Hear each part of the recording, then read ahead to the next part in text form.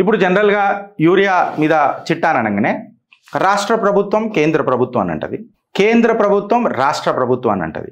But యాక్చువల్గా ఎవడు దూషించుకుంటుండో పక్కకు పెడితే ఇబ్బంది మాత్రం నా రైతుకు అవుతుంది. అయితే ఇప్పుడు చిట్టా డీటెయిల్గా పోదాం ఫ్రెండ్స్, జర పెద్దగా పోతుంది. కాన్స్టిట్యూషనల్ ప్లేస్మెంట్ ఎట్లుంటుంది అని చూస్తే అగ్రికల్చర్ అనేది state subject. 7th schedule list 2లా దాన్ని పెట్టిండ్రు. దీన్ని ఎవరైనా వ్యతిరేకిస్తారా చెప్పండి. ఇండస్ట్రీ ఆర్ ఫర్టిలైజర్ ప్రొడక్షను దాని రెగ్యులేషను సెంట్రల్ లిస్టులు ఉంటుంది, యూనియన్ లిస్ట్లా లిస్ట్ 1లో ఉంటుంది. ఇది లిస్ట్ 2 7th షెడ్యూల్లా స్టేట్ ఉంటుంది. మళ్ళా ట్రేడు కామర్సు దీన్ని ఎసెన్షియల్ కమోడిటీస్ లా అనేది కంకరెంట్ లిస్టులలో పెట్టిండ్రు లిస్ట్ 3లా. ఇగో ఈయన్నే చూడుండ్రి, అగ్రికల్చర్ ఏమో స్టేట్ లిస్టు, మళ్ళా ఫర్టిలైజర్ ప్రొడక్షన్ ఏమో యూనియన్ లిస్టు, మళ్ళీ దీని అమ్మకం ట్రేడ్ అండ్ కామర్స్ ఇదంతానేమో కంకరెంట్ లిస్ట్ 3లా. అంటే ప్రొడక్షను దాన్ని ఇంపోర్ట్ చేసుకురావడము, ప్రైసింగు, సబ్సిడీ ఇదంతా సెంట్రల్ సబ్జెక్ట్. మళ్ళీ దాని distribution, retail, prevention, black marketing ఆపడం అనేది స్టేట్ సబ్జెక్ట్. ఇప్పుడు మీకు అర్థమైంది ఉంటుంది ఇక ఇష్యూలు ఏడికని మొదలైతేనని. అయితే సెంట్రల్ రోల్ ఏడుంటుంది గిరీష్ అని చెప్పి మాట్లాడితే నేషనల్ యూరియా ప్రొడక్షన్ని లేకపోతే బయట దేశాల నుంచి తెచ్చుకున్నాడు ఇంపోర్టింగు, అలొకేషన్ స్టేట్ వైజ్ అలొకేషన్ ఎంత ఇవ్వాలా, మంత్లీ సీజన్లీ, సబ్సిడీ స్కీమ్స్ ఎట్లా రన్ చేయాలా, మళ్ళీ ఓవర్సీస్ పిఎస్యూలను ఎట్లా తీసుకురావాలా, జాయింట్ వెంచర్ ప్లాన్లను ఎట్లా తీసుకురావాలా, ఇంపోర్టు చైనా, ఒమన్, గల్ఫ్ నుంచి మెటీరియల్ ఎట్లా తీసుకురావాలా, యూరియాని ఫర్టిలైజర్ని ఎట్లా తయారు చేయాలి. స్టేట్ రోల్ ఏముంటుందంటే అగ్రికల్చర్ డిపార్ట్మెంట్ సివిల్ సప్లైస్ చేస్తుంది. ఇక్కడనేమో ministry of chemicals and fertilisers department of fertiliser చేస్తుంది. స్టేట్ రోల్ ఎవరు చేస్తారు? అగ్రికల్చర్ డిపార్ట్మెంట్, సివిల్ సప్లైస్ ఇంకా ఎన్ఫోర్స్మెంట్ కలిపి చేస్తారు. వీళ్ళు స్టాక్స్ సెంటర్ పంపించింది తెచ్చుకుంటారు. ఏదైతే మన మండీస్ ఉంటాయో వాళ్లకు ఈ డిస్ట్రిబ్యూషన్ నెట్వర్క్ని ప్లాన్ చేస్తారు, బ్లాక్ మార్కెటింగ్ని ఆపుతారు, దీన్ని ఎసెన్షియల్ కమోడిటీస్లో పెడతారు, ఇంకా ఫార్మర్స్కి సూచనలు ఇస్తూ ఉంటారు. ఇప్పటికీ ఇక్కడికి మీకు ఇది కూడా క్లారిటీ వచ్చేసింది. ఇది సెంట్రల్ సబ్జెక్టా స్టేట్ సబ్జెక్టా, ఎవరిని దూషిద్దామని అనేది మీరు లాస్ట్కి మీ కమెంట్ రూపంలో చెప్పుడు. నాకు లీగల్ ఫ్రేమ్వర్క్ కాడికి వద్దాం.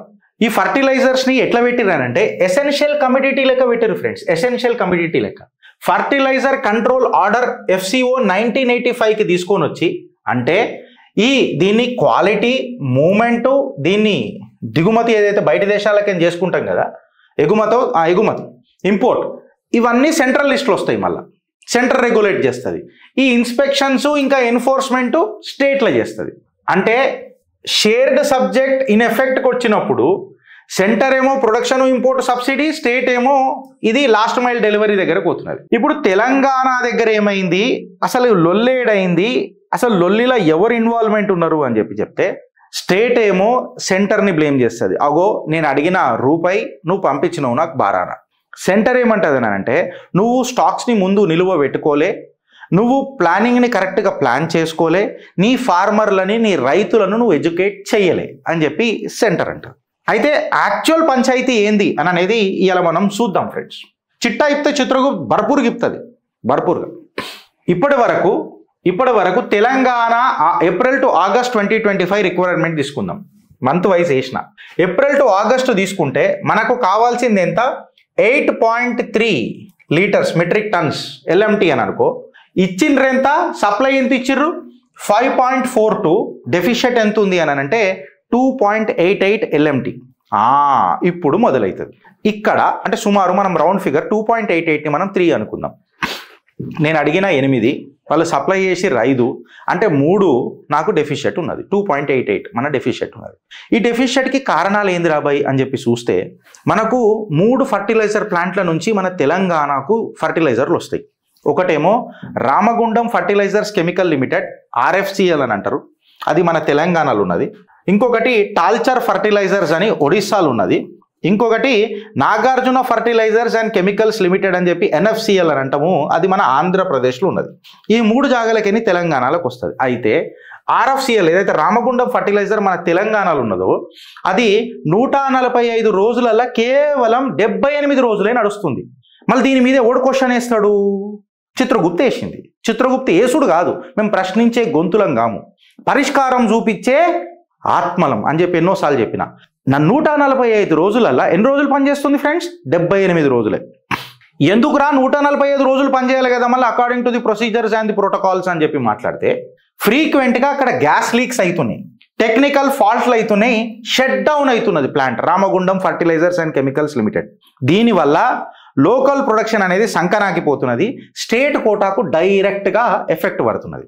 ఇప్పుడు టాల్చార్ ఫర్టిలైజర్ల కాడికి వద్దాం. ఒడిస్సా, దీని కెపాసిటీ సపోజ్ 100 టన్నులు ఉన్నదని అనుకుందాం, 100 LMTలు ఉందని అనుకుందాం. దాని కెపాసిటీ కంటే అది తక్కువ పనిచేస్తుంది.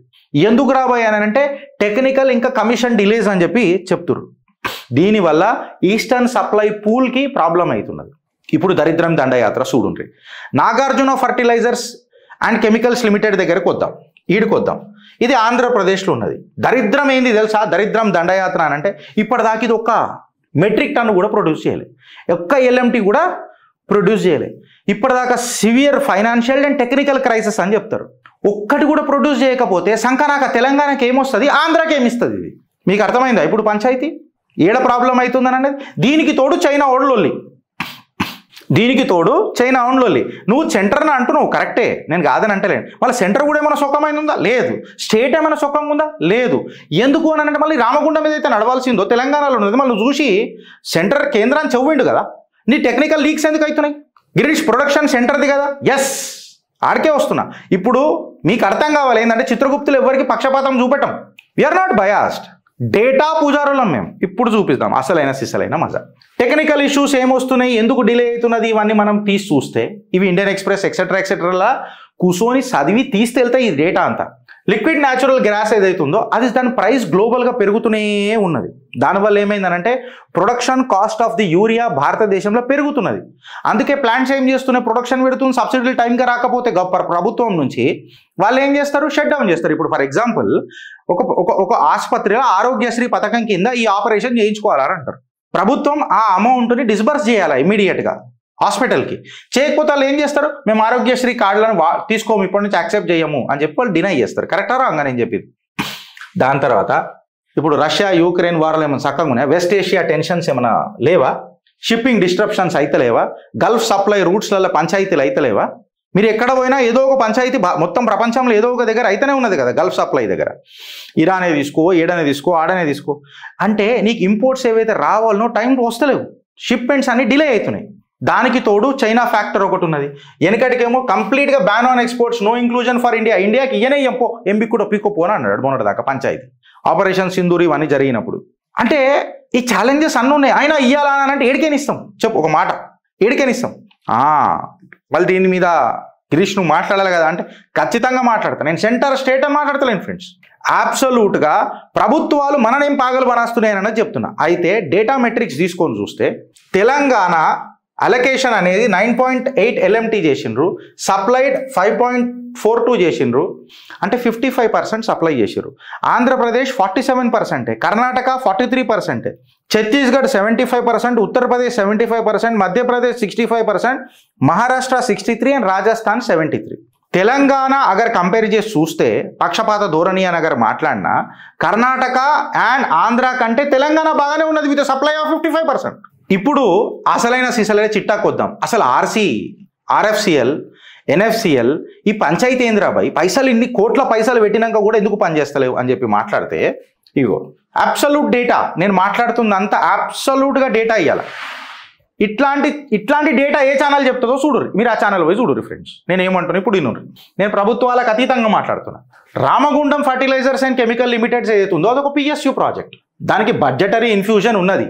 ఈక్విటీ దేంతో వచ్చింది, NFL, EIL, FCL. Regular urea subsidy flow ఉండే ఎప్పుడు దీన్ని కమిషన్ చేసిన తర్వాత 2022లో దీన్ని కమిషన్ చేసిండ్రు. దీన్ని కమిషన్ చేసిన తర్వాత మీరు చూడండి టోటల్ ఫర్టిలైజర్స్ ఇదంతా ఈ గ్రాఫ్కి నేను వస్తా. అదే నాగార్జున ఫర్టిలైజర్స్ కెమికల్ లిమిటెడ్ మీరు కాడికి వస్తే ఇది ఒక ప్రైవేట్ ఎంటిటీ. దీనికి డైరెక్ట్ క్యాపిటల్ సబ్సిడీ ఉందా? లేదు. దీనికి ఓన్లీ వర్కింగ్ క్యాపిటల్ సబ్సిడీ. దాన్ని దేనికి లింక్ చేసిర్రు, యూరియా సేల్స్కి లింక్ చేసిండ్రు. అంటే Nagarjuna fertilisers and chemical limited అది ప్రొడ్యూస్ చేసి సేల్ చేస్తేనే దానికి పైసలు సబ్సిడీలు. కరెక్టా రాంగా? ఇది చేసిండా మళ్ళా? ఒక్కడు కూడా చేయలేదు. అంటే ఇడికి ముందు పైసలు కావాలా మళ్ళా? లేకపోతే ప్రభుత్వాలు ఏమైనా డిస్కస్ చేసినాయి, ఆ MOUలు నా దగ్గర లేవు అందుకే నేను పని చేస్తలేదు. ఇప్పుడు 2017 నుంచి 18 వరకు NFCL అనేది ఐడియల్ ఉన్నది, ఎఫెక్టివ్లీ 0 ఉన్నది. సబ్సిడీ అవుట్గో ఏముంటుందిగా కంకిల పోటు. సింపుల్ టర్మ్స్లో చెప్పాలనంటే రామగుండం ఫర్టిలైజర్ కెమికల్ లిమిటెడ్ ఏమో గవర్నమెంట్ బేబీ, దానికి పాలు దాయిపిస్తాం, సబ్సిడీలు ఇస్తాం. But Nagarjuna fertilisers chemical limited ఏమో ప్రైవేట్ అనాదనే, మళ్ళీ దానికి పాలెవడు పోతాడు, అది నడుస్తుంటే తప్పటడుగులు వేస్తుంటే దాన్ని ఎవడు చూస్తాడు? ఇదంతా పంచాయతీ తీసుకొని మనం చూస్తే కొన్ని కోట్ల రూపాయల ఖర్చైనాయి. ఆ కోట్ల గ్రాఫులు నేను తర్వాత ఎక్స్ప్లెయిన్ చేస్తాను మీకు. ఇవాళ తెలంగాణ రైతులు అనుభవిస్తున్న కష్టం ఏందని అంటే నీకు షార్టేజ్ ఆఫ్ యూరియా ఉన్నది, అంటే నీకు క్రాప్ యొక్క ఈల్డ్ తక్కువ వస్తుంది, ఫార్మరు అత్యంత స్ట్రెస్కు గురవుతాడు. దాని తర్వాత నీకు మిటిగేషన్ ఏమవుతుంది అని అంటే నువ్వు చైనా నుంచి, ఖతార్ నుంచి, గల్ఫ్ దేశాల నుంచి ఇమ్మీడియట్గా ఇంపోర్ట్ చేసుకోవాలి. అప్పుడు రేట్ ఫ్లక్చువేట్ కాదా? నీ డిమాండ్ స్టేట్లు కరెక్ట్గా చెప్తున్నాయా? ఫస్ట్ చెప్తలేవు. పోనీ ముఖ్యమంత్రులు ప్రధానమంత్రితో లేకపోతే ఏదైనా మెకానిజం ఉన్నదా కూర్చొని నాకు ఈ సీజన్ కాకుండా నెక్స్ట్ 3 years వరకు నాకు ఇంత డిమాండ్ ఉన్నది, నేను ఇంత వర్షపాతం ఎక్స్పెక్ట్ చేస్తున్నా, ఇంత ప్రొడక్షన్ నా రైతులు ఎక్స్పెక్ట్ చేస్తున్నారు అని చెప్పిన ప్లానింగ్ ఏదైనా ప్రభుత్వాల దగ్గర ఉన్నాయా? ఫాల్తూ పాగల మాటలు మాట్లాడాడు తప్ప. దానివల్ల సడన్ ఇంపోర్ట్ చేసుకుంటే ఏమవుతుంది? మీకు ప్రైస్ ఎస్కలేషన్ అవుతుంది. ప్రైస్ ఎస్కలేషన్ కానీ దళారులు ఏం చేస్తారు? లేదు యూరియా అన్నా 100 రూపాయలు ఎక్కిస్తానా ప్లీజ్ అని అంటే 1000 రూపాయలు తీసుకో. ప్రభుత్వం ఏం చెప్తున్నది? 242 రూపాయల కంటే ఎక్కువ ఉండొద్దు అని చెప్పి చెప్తున్నది. మళ్ళీ స్ట్రిక్ట్ ఎన్ఫోర్స్మెంట్ని రాష్ట్ర ప్రభుత్వం చేయగలుగుతున్నదా? మళ్ళా నీ దగ్గర సప్లై చైన్కి డిమాండ్ అనేది నీ దగ్గర ప్లానింగ్ ఉన్నదా? దానివల్లనే కదా నీ సీజనల్ అన్సర్టనిటీ వస్తున్నది. నాకు 3 సంవత్సరాల పాటు ఇంత కావాలా అని చెప్పి నువ్వు నిలువ పెట్టుకో, ఓడొద్దనన్నాడు. నీ డిలేడ్ రెయిన్స్ వల్ల, నీ షార్టేజ్ వల్ల, నీ క్రాప్ డైవర్సిఫికేషన్ వల్ల రైతులకు ఇబ్బంది కాదా? ఫార్మర్ ప్రొటెస్టులు చేసినాకనే ఇది తెలవాలా? రైతు ఉద్యమం చేసిన తర్వాతనే తెలవాలా? కేంద్ర ప్రభుత్వానికి కూడా అప్పుడు ట్రాన్స్పరెన్సీ ఇన్ అలొకేషన్ వస్తుంది కదా, డైరెక్ట్ కమ్యూనికేషన్ స్టార్ట్ అవుతుంది కదా ఫార్మర్తో. ఒక పోర్టల్ తయారు చేయి. ఇప్పుడు ఆర్టిఫిషియల్ ఇంటెలిజెన్స్ ఇది వచ్చింది కదబ్బా, ప్రతి రైతు దగ్గర స్మార్ట్ ఫోన్లు ఉన్నాయి కదబ్బా, రైతు కేంద్రాలు కూడా ఉన్నాయి కదబ్బా. సపోజ్ స్మార్ట్ ఫోన్ రైతు దగ్గర లేదు అంటే అక్కడ రైతు సేవా కేంద్రాలు కూడా ఉన్నాయి కదా. ప్రతి రైతుకు నువ్వు ఒక చిన్న నంబర్ ఇచ్చి దానికి ఓటీపీ పెట్టి, ఆ ఓటీపీ పెట్టిన తర్వాత పోయి ఇగో నాకు ఇంత ఫర్టిలైజర్ కావాలా అని చెప్తే నీకు లెక్క వస్తుంది. అప్పుడు దళారులు కూడా ఉంటారు కదా, ఆ మొబైల్ నెంబర్కి దాని లింక్ అయిపోతుంది, దాని లింక్ నుంచి ఆధార్ కార్డుకి పెట్టు కదా. If there is a will there is a way. సర్కార్లకు చెప్తున్నది, కేంద్రమైన రాష్ట్రమైన. ఇప్పుడు చూడు, రామగుండం ఫ్యాక్టరీలో 145 రోజులు పనిచేయాల్సింది ఎన్ని రోజులు పనిచేస్తుంది ఫ్రెండ్స్? 78 రోజులు పనిచేస్తుంది. ఇక నాగార్జున ఫర్టిలైజర్స్ అయితే అలక్ నిరంజని కాదు, అరగేటోడే లేకపోయా, ప్రైవేట్గా. తాల్చారు కూడా ఒడిశాలో ఉన్న ప్లాంట్ కూడా ఫుల్ కెపాసిటీలో పనిచేస్తుంది. నీకు ఏడికైనా వస్తుంది యూరియా. చైనా వాడు సప్లై బంద్ చేసే, గల్ఫ్లకు పంచాయతీ నడవబట్టే. ఇప్పుడు చూడు, దీన్ని కూడా డీకోడ్ చేసినాం. ఈ గ్యాస్ లీక్ లేంద్రా అని చెప్పి, ఈ గ్యాస్ లీక్ ఏంద్రా రామగుండంలా అని చెప్పి చూస్తే మళ్ళీ ఇది వర్కర్లకు సేఫ్టీ ప్రాబ్లం కాదా? నియర్ బై కమ్యూనిటీలకు గ్యాస్లు లీక్ అయితే డేంజర్ కాదా? దానివల్ల కూడా షార్టేజ్ కాదా? మళ్ళీ గవర్నమెంట్ దీనికి కట్టలు కడుతున్నది. అది కేంద్ర ప్రభుత్వం ఉండని, రాష్ట్ర ప్రభుత్వం ఉండని, ప్రభుత్వాలను అడుగుతున్నాం. మళ్ళీ అలా ministry of chemicals and fertilizers which falls under the central purview, మళ్ళీ ఏం గడివీక్తున్నారా? Technical గ్లిచెస్ని control చేస్తలేరా? నువ్వు 2022లో కమిషన్ అయింది కదా, ఆ రోజు నుంచి నువ్వు లొల్లి పెడుతున్నావు కదా. మళ్ళీ ఈ లీకులు, మెయింటెనెన్స్, ఆ కాంట్రాక్టర్లను ఉక్కుపాదం పెట్టి తొక్కుడు దొక్కవా? ఏమరా ఎన్నిసార్లు ఎందుకు అవుతున్నది అని అంటే వీళ్ళకు మెయింటెనెన్స్లో కిక్ బ్యాక్స్ వస్తాయా? గంభీరమైన ఆరోపణలు వస్తాయి. ఏ ప్రభుత్వం అయినా దూద్ కా దులవా కోయి హే నహీ యాపే. సజెస్టెడ్ ఏందనంటే ఈ కమిషన్ ఏదైతే ఉంటుంది కదా దాన్ని ఇండిపెండెంట్ చేసేయారు. ఈ సేఫ్టీ ఆడిట్ ఏదైతే ఉంటుంది కదా, మన ఆయిల్, గ్యాస్ ఎక్సెట్రా వీటన్నిటికీ ఒకటి చేసేసేయండి. ఇంకొకటి ఈ LOT లీక్ డిటెక్టర్స్ పెట్టుండ్రి, అప్పుడు కదా మీకు ఒక క్లారిటీ వస్తుంది. దాని తర్వాత చూడు, బిలో కెపాసిటీ ఆపరేషన్ ఈ టాల్చర్ ఒడిశాది ఇక్కడ సప్లై లేకపోయా, ఈస్టర్న్ పూల్ సప్లైకే లేకపోయా. అక్కడ ఈస్టర్న్ పూల్కి సప్లై లేకపోతే తెలంగాణ ఇండైరెక్ట్లీ ఎఫెక్ట్ అవుతుందా కాదా? మళ్ళీ గవర్నమెంట్ ఎప్పుడు ర్యాంప్ అప్ చేస్తుంది? ఈ కమిషన్ టైమ్ లైన్స్ని, తెలంగాణ ప్రయారిటీ అలొకేషన్స్ని ఎట్లా చేస్తారు? వెస్టర్న్ పోర్ట్ల నుంచి కూడా తీసుకొని దీన్ని చేయాలని అంటే ఎట్లా చేస్తారు? మళ్ళీ దీని మీద ఎవడు మాట్లాడతాడు? Now total shut down. ఇక నాగార్జున ఫర్టిలైజర్స్ కెమికల్ లిమిటెడ్స్ ఆంధ్రప్రదేశ్లో ఏదైతే ఉందో అది 0 ప్రొడక్షన్లు ఉన్నది. అంత పెద్ద కెపాసిటీ లాక్ అయిపోయి ఉన్నది. సుమారు 1.2 metric tons per annum ideal అయిపోయింది. మన సౌత్ ఇండియా సప్లైయే నిజంగా చెప్పాలనంటే వీక్ అయిపోయింది. మళ్ళా గవర్నమెంట్ దీన్ని రివైవల్ చేసే తత్వం ఏమైనా చేస్తుందా? బ్యాంకుల నుంచి NPOలు ఎక్స్పోజ్ చేసి ఈ నాగార్జున ఫర్టిలైజర్స్ కెమికల్స్ లిమిటెడ్ ఏమైతుందో దానికి ఏమైనా చేస్తుందా? లేకపోతే నాగార్జున గ్రూప్ ఆఫ్ కంపెనీస్ ఏవైతున్నదో సున్నపు నిలువల మీదనే ఆగిపోతుందా? సబ్సిడీలు ఇక్కడికేం కరెక్ట్గా వస్తలేవనని, లేకపోతే ఏమన్నా మళ్ళీ గంభీరమైన ఆరోపణలు మాట్లాడాల్సి వస్తుంది. When I'm speaking about the sand mines be where that I have the complete data. ఇప్పుడు ఆ పంచాయతీ అది కాబట్టి నేను మాట్లాడతలేను. దాన్ని నేనేమంటా అంటే ఈ ఎన్ఎఫ్సిఎల్ని కంప్లీట్ సెంటర్ టేక్ ఓవర్ తీసుకోవాలి. దీన్ని పీపీపీ పబ్లిక్ ప్రైవేట్ పార్ట్నర్షిప్ మోడల్గా దీన్ని డిజైన్ చేయాలి. Krishnapatnam and Kakinada for AP and Telangana నుంచి డైరెక్ట్గా ఇంపోర్ట్ చేసుకున్నాడు మొదలెట్టాలి. గ్లోబల్ లిక్విడ్ న్యాచురల్ గ్యాస్ తీసుకొని చూస్తే ఆల్ ప్లాంట్స్లలో హై కాస్ట్ ఉన్నది, రన్ టైం తక్కువ ఉన్నది, మళ్ళీ సబ్సిడీ కన్క్లూజన్ ఇన్సఫిషియెంట్గా ఉంటే ఎట్లయితుంది? ఇంపోర్ట్ డిపెండెన్సీ ఇక్కడ డిలే ఉన్నది లాజిస్టిక్స్లలో, ప్లస్ 4x డ్రెయిన్ ఉన్నది. సో చైనీస్ చేస్తున్న ఈ పంచతంత్ర కథలకు భారత్ బలైతేనే ఉన్నది కదా, భారత్ ఖచ్చితంగా బలైతేనే ఉన్నది కదా. మళ్ళీ దీన్ని ఎవడు చేస్తాడు? ఇవాళ ప్లాంట్లు లీక్ అవుతున్నాయి, రైతులు ఆ భారాన్ని మోస్తున్నారు, ట్యాక్స్ పేర్ల పైసా నీరు గారిపోతుంటే క్లౌడ్ బస్ట్ అవుతున్నది సార్. ట్యాక్స్ పేర్ల పైసా ఏం మాట్లాడతాం అని చెప్పి నేను ఇవాళ అడుగుతున్నాను. సమప్ చేసి మాట్లాడాలనంటే ఫ్రెండ్స్, తెలంగాణ యూరియా షార్టేజ్ గిట్లా తీసుకుంటే requirement 8.3 LMT, supply is 5.42, short fall deficit is 2.88 LMT అని చెప్పి చెప్తున్నాం. ఈ షార్టేజ్ అనేది క్రానిక్, యాక్సిడెంటల్ కాదు. స్టేట్ ప్రభుత్వము తప్పున్నది, సెంట్రల్ ప్రభుత్వము తప్పున్నది. వాళ్ళ రామగుండం ఫర్టిలైజర్ల గ్యాస్ లీక్లు ఎందుకు అవుతున్నాయి? మళ్ళీ సెంట్రల్ గవర్నమెంట్ కూడా ఉక్కు పదం వేసి తొక్కాలి కదా. ప్రతిసారి చైనాకేం సప్లై లేదు, ఫైన్. ప్రతిసారి గల్ఫ్ నుంచి ఇష్యూ లాజిస్టిక్స్ అవుతుంది, fine. But what about our own production plants is a question of discussion చేయాలా వద్దా? దాని తర్వాత తెలంగాణకు ఎందుకు ఝట్కా పడ్డది? Though the supply is 55%. తెలంగాణకు సప్లై కేంద్రం నుంచి 55% ఉన్నా కర్ణాటక ఆంధ్ర కంటే మనం మంచిగానే ఉన్నాం, లేమని అంటలేం. బట్ అయినా నా రైతులు బాధపడుతున్నారు కాబట్టి చిట్టా తెలంగాణ ఎందుకు హిట్ అయిందనంటే మళ్ళీ నీ డొమెస్టిక్ ఫెయిల్యూర్లు ఎందుకు హిట్ అవుతున్నాయి? ఈ రామగుండంది ఇంకా నాగార్జునది ఎప్పుడు ఏమవుతుంది? ఈ గ్లోబల్ స్ట్రెస్ ఎప్పుడు తక్కువ చేస్తావు? లిక్విడ్ న్యాచురల్ గ్యాస్ది, China export restrictions, Gulf disruptions, ఇవన్నిటి మీద మనం ఎప్పుడు డిస్కస్ చేద్దాం. సెంటర్ స్టేట్ మీద చెప్పే, స్టేటు సెంటర్ మీద చెప్పే. బడ్జెటరీ రియాలిటీకి వస్తే ఆ గ్రాఫ్ల గురించి చెప్పాలనంటే ఫ్రెండ్స్, ఇప్పటిదాకా ఫర్టిలైజర్ సబ్సిడీ ఏదైతుందో 2014 నుంచి 19 దాకా 70,000 కోట్లు ఉండే. ఎంత ఫర్టిలైజర్ సబ్సిడీ? 2014 నుంచి 2019 వరకు 70,000 కోట్లు ఉండే. 2022-23కి వచ్చేసరికి ఎంత అయింది? 2.5 lakh crore అయింది. అంతగానం ఎట్లా పెరిగింది ఫ్రెండ్స్ అని అంటే మళ్ళీ లిక్విడ్ న్యాచురల్ గ్యాస్ మనం ఏదైతే తెస్తాం చూడు, అది బయటకేని ఎప్పుడు పెరుగుతూనే వచ్చింది కదా. అది షాక్ క్రియేట్ చేస్తే ఈడ నీ సబ్సిడీ షాక్ కూడా పెరుగుతా పోయింది. దానికి తోడు ఈ షాక్ కంటే తక్కువనే అది నీ ఆర్ఎఫ్సిఎల్ ఎన్ఎఫ్సిఎల్ షాక్ కంటే తక్కువనే. సబ్సిడీ ఫ్లోస్ నేషనల్ ఉండొచ్చు, కాదని అంటలేను. బట్ తెలంగాణ కంప్లీట్గా కొలాప్స్ ఎందుకు అయింది అని అంటే ఫర్టిలైజర్లా నీ సప్లై చైనే కొలాప్స్ అయ్యి కదా, నీ ఆర్ఎఫ్సిఎల్ ఎన్ఎఫ్సిఎల్ వల్ల. ఎవడు సుఖంగా లేడిడా, ఎవడు దూత్కాదులో అవ్వ లేడిడా. పోయినోడు చక్కగా లేడు, ఉన్నోడు చక్కగా లేడు, నడిపిస్తున్నోడు చక్కగా లేడిడా.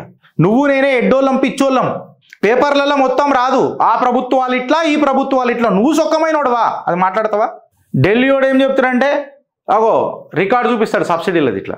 హైదరాబాద్ వాడు ఏం చూపిస్తాడంటే ఎండి గోడౌన్లు చూపిస్తాడు ఇట్లా. మళ్ళీ రైతులు ఏం చేయాలా? పగిలిన భూములు చూపెట్టాలనా? లేకపోతే నీ ఆవిరైపోయిన నీ హామీలు చూపెట్టాలనా? పంట వండక ఎండిపోతున్న గొంతులు చూపెట్టాలనా? అసమర్థత ప్రభుత్వాలను నిలదీయాలనా? ఎవరిని అడుగుదాం ఫ్రెండ్స్? ఏమని అడుగుదాం? ఇంత డేటా మీకు ఏదైనా ఛానల్ ఇస్తే దానికి లైక్, షేర్, కమెంట్ కొట్టురు ఫ్రెండ్స్. ఇంత నిష్పక్షపాతంగా కమెంట్ చేస్తారని ఆశిస్తున్నా. రైతుల సమస్యలకు అబ్సల్యూట్గా డేటా పెట్టి మాట్లాడినామని మేము అనుకుంటున్నాం. ఓ రైతన్న, నువ్వు రాజువు కావాలనంటే నువ్వే రాజువు కావాలా, నువ్వే రాజకీయం చెయ్యాలా. రైతు కేవలం పంటకే పరిమితం కావద్దు. ఒక భూమి నుంచి ఇలా పంట పండిస్తున్న రైతు మానవత్వాన్ని వండియలేడా? రాజకీయాలలో దిగుతే మళ్ళీ రాజకీయాలలో దిగినాక ఆ కుర్చీకున్న ఏం మాయనో తెలియదు, కానీ ఆ మాయా బజార్లా మీరు కూడా మాయాల ఫకీర్ అవుతారా, అది తర్వాత విషయం. బరాల్ నా స్టేజ్ అయితే నచ్చితే నలుగురికి షేర్ చేయరి ఫ్రెండ్స్, ఎస్పెషల్లీ రైతన్న బాధ నలుగురికి చెప్పుండ్రి. భారత్ మాతాకి జై. అండ్ సబ్స్క్రైబ్ బటన్ జర నొక్కకుండా మాత్రం మర్చిపోకూడదు.